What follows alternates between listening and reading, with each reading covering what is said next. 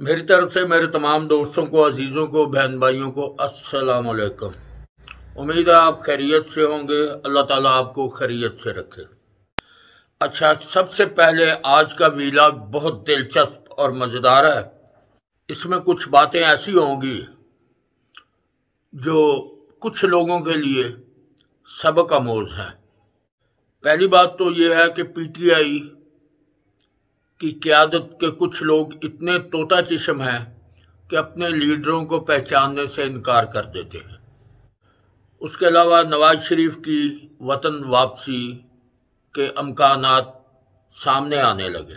اب ڈاکٹر شہباز گل اور فواد چودھری صاحب نے اپنے ہی لیڈر ریٹائرڈ میجر خرم حمید روکھڑی سے اظہار لا تعلقی کر دی، اور اس کے علاوہ فیس بک پر بہت سے لوگ جو ہیں وہ یہ کہہ رہے ہیں کہ ہم تو اس کو جانتے بھی نہیں، کئی آئے پی ٹی آئی میں، کئی چلے گئے۔ تو بہرحال یہ تو کسی کے ساتھ بھی ہو سکتا ہے۔ پی ٹی آئی میں ویسے بھی وہ ہے نا، بچپن میں کھیلتے پنڈو پنڈار کے ناک پار، ایک مکی چک کے دوجی تیار، ٹھیک ہے؟ تو یہاں تو یہی حال ہے کہ ایک مکی چک کے دوجی تیار۔ جو آدمی جب تک ساتھ رہے وہ لیڈر بھی ہے، وفادار بھی ہے، سب کچھ ہے۔ جب کوئی اختلاف کرے یا اصل حقیقت کو سامنے لائے تو اس سے اظہار تلقی ہم لا تلقی کر دیتے ہیں۔ سب سے پہلی بات تو یہ اندازہ کریں ان دوستوں کا، آپ جب یہ سنیں گے، کیونکہ انہوں نے جیو پر انٹرویو دیا، حامد میر صاحب کے پروگرام میں وہ آ کر انہوں نے اس بات کا اظہار کیا کہ وہ عمران خان کے کہنے پر 3 بار میجر جنرل فیصل نصیر صاحب سے ملاقات کے لیے گئے ہیں۔ اب اندازہ کریں کہ اس طرف یہ جو قاتلانہ حملہ جسے کہتے ہیں، یہ قاتلانہ حملہ ہوا ہے، اور دوسری طرف ایک طرف وہ الزام لگاتے جا رہے ہیں کہ جی فوج نے کرایا، فوج نے کرایا، اور دوسری طرف وہ ملاقاتوں کے خواہشمند ہیں۔ او بھائی، اللہ کے بندو، ملاقات کرنی ہے، کوئی بری بات نہیں، اپنی فوج ہے، اسی ملک کی فوج ہے، لیکن یہ جو آپ عوام میں کھڑے ہو کر اپنا بیانیہ بناتے ہیں اور عوام کو بیوقوف بناتے ہیں، اس کا بھی تو کچھ سوچو کہ یہ کیا کر رہے ہو۔ تو ڈاکٹر شہباز گل صاحب اور فواد چودھری صاحب نے تو بالکل، اب یہ ہے کہ منہ نہ اپڑے تے تھو کوڑی۔ بات یہ ہے کہ فیصل نصیر جو ہیں میجر جنرل ہمارے، انہوں نے جب ملاقات سے انکار کر دیا تو باہر وہی کام شروع کر دیا ہے کہ نہیں، میں تو ان سے ملاقات نہیں کر رہا، میں تو ان کے خلاف کھڑا ہوں، ٹھیک ہے؟ تو حامد میر صاحب کے پروگرام میں ان کے اپنے دیرینہ قریبی، بلکہ آپ یہ کہہ سکتے ہیں کہ وہ فاؤنڈر جو ممبر ہوتے ہیں ان میں سے ہیں میجر ریٹائر حمید روکھڑی صاحب۔ تو بہرحال وہ ویسے بھی جو اگر کوئی بات کرے تو ان کا جو گالم گلوچ بریگیڈ ہے وہ اپنا کام شروع کر دیتا ہے، اور پی ٹی آئی کے ان لوگوں کو تب یقین آتا ہے جب وہ پی ٹی آئی چھوڑ کے جاتے ہیں کہ ہم کن کے بیچ میں رہتے تھے اور کیا پال رہے تھے اپنے گروپ کے اندر۔ تو اس کے علاوہ سپریم کورٹ آف پاکستان نے ضوابط بنانے تک پیمرا کا اختیار غیر قانونی قرار دے دیا ہے، اور ضوابط بنانے کا حکم بھی جاری کیا ہے۔ تو سپریم کورٹ نے پیمرا کی اپیل مسترد کر دی ہے۔ تو خرم دستگیر صاحب نے ورکر سے خطاب کیا ہے گجرانوالے میں، اور انہوں نے عمران خان کو فسادی قرار دیا کہ یہ صرف ملک میں فساد پیدا کر رہا ہے۔ انہوں نے کہا کہ 4 سال کا فسادی تجربہ ناکام ہو گیا۔ انہوں نے تقریر میں کہا کہ نواز شریف صاحب اب آپ واپس آ جائیں، آپ کی قوم کو بہت ضرورت ہے۔ تو وزیر خزانہ کا عرب امارات کا دورہ ہے، انہوں نے دورہ کیا، عرب امارات سرمایہ کاری بڑھانے پر بھی اتفاق کیا گیا۔ تو بلاول بھٹو زرداری صاحب نے سعودی عرب کا دورہ کیا ہے، سیاسی و سیکورٹی کمپنی کے اجلاس میں شرکت کی، سعودی وزیر خارجہ سے بھی ملاقات کی، اور بلاول بھٹو صاحب تو صرف ملک کی جو اقتصادی صورتحال ہے اس پر ہی ساری توجہ دے رہے ہیں۔ ان کی مہربانی ہے کہ وہ اس کے ملک کی سیاست میں اتنا عمل دخل نہیں دے رہے، اور وہ اپنے صرف کام پر لگے ہوئے ہیں کہ ملک جو ہے یہ اپنے پاؤں پر کھڑا ہو سکے۔ تو اس کے علاوہ عمران خان پر حملے کی پنجاب حکومت نے JIT بنانے کا نوٹیفیکیشن جاری کر دیا ہے، جس میں DPO Vehari, SP CTD AIG investigation Punjab Ehsan Ullah Chauhan, RPO DG Khan Syed Khurram Ali رکن ہوں گے، جبکہ DIG طارق رستم چوہان کنوینئر ہوں گے۔ تو انہوں نے اس حملہ جو عمران خان پر وزیر آباد میں ہوا تھا اس کے لیے JIT بنا دی ہے۔ عمران خان نے لانگ مارچ کے بعد جو سڑکیں بند کی ہوئی تھی وہ کھولنے کے لیے کہہ دیا ہے، جبکہ وزیر اعظم نے اس سے پہلے ہی صوبائی حکومتوں کو نوٹس بھی بھیجے تھے کہ اپنی اپنی سڑکیں کھلاؤ۔ تو اس سے پہلے ہی سمجھدار ہیں PTI والے یا عمران خان صاحب، ان کو پتہ تھا کہ اب کوئی قانونی اقدامات ہوں گے، تو انہوں نے خیر سڑکیں کھلا دی، ان کی مہربانی ہے۔ تو فواد چودھری صاحب یہ بھی کہتے ہیں کہ مذاکرات ہو سکتے ہیں اگر الیکشن پر بات ہو، جبکہ اتحادی بار بار کہہ چکے ہیں کہ الیکشن وقت پر ہوں گے۔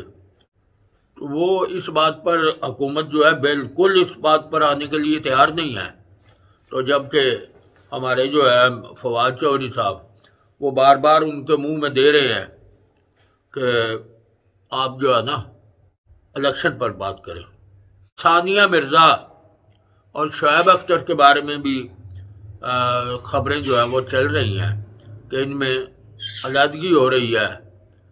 تو آنے نہ ٹوٹ گئی بے قدراں دی یاری تڑک کر کے، ٹھیک ہے، ابھی تک کسی نے تردید تو نہیں کی ہے۔ تو ثانیہ بارے پتہ چلا ہے کہ وہ 31 اکتوبر سے اپنے گھر منتقل ہو چکی ہیں۔ بہرحال اللہ تعالیٰ رحم کرے۔ اب ارشد شریف کی طرف آ جائیں۔ ان کے جسم پر 12 نشانات سامنے آئے ہیں۔ ڈاکٹر خالد مسعود کا جیو پر انکشاف، جیو کے پروگرام خانزادہ شاہزیب صاحب کے پروگرام میں ڈائریکٹر اسپتال ڈاکٹر خالد مسعود صاحب نے تصدیق کی ہے کہ ان کے جسم پر 12 نشان تھے۔ ارشد شریف کے پوسٹ مارٹم کی تصاویر پیمز ہسپتال سے لیک ہوئی ہیں۔ تو رانا ثناءاللہ نے کہہ دیا ہے کہ ارشد شریف کا قتل ٹارگٹ کلنگ ہے۔ سندھ حکومت کراچی میں 300 الیکٹرک بسیں لانے کا کہہ چکی ہے۔ انہوں نے کہا کہ یہ بسیں بلٹ پروف بھی ہوں گی اور عالمی بینک کے تعاون سے منصوبہ پایا تکمیل تک پہنچایا جائے گا، یہ شرجیل میمن صاحب نے کہا ہے۔ تو چلو ان کی مہربانی کو اپنے صوبے کے لیے کام کر رہے ہیں، جبکہ ہم تو صرف لانگ مارچ اپنے صوبے میں دیکھ رہے ہیں، باقی تو اللہ ہی بہتر کرے گا۔ تو جو سب سے بڑا مشکل مرحلہ نظر آ رہا ہے حکومت کو، شاید 5-4 روز تک اس معاملے کو طے کر دیں تاکہ عمران خان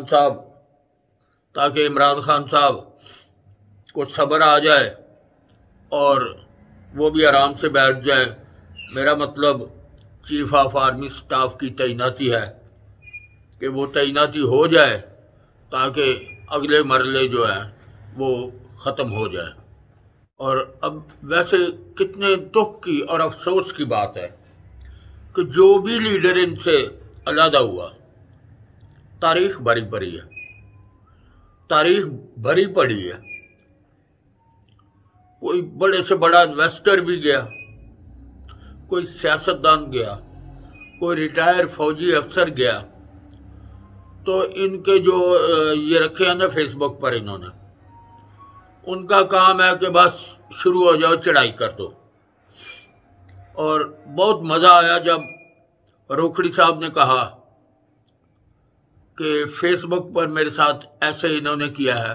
مزہ یہ آیا کہ کم از کم پی ٹی آئی کے رہنماؤں کو سابقہ رہنما کہہ لے، ویسے ابھی سابقہ ہوئے تو نہیں ہیں، پی ٹی آئی سے اختلافات کے بعد ان کو پتہ چلتا ہے کہ ہم نے کیا چیز قوم پالی ہوئی ہے، ہمارے پاس کیا ہے، اور یہ لوگوں کے ساتھ کیا رویہ رکھتے ہیں۔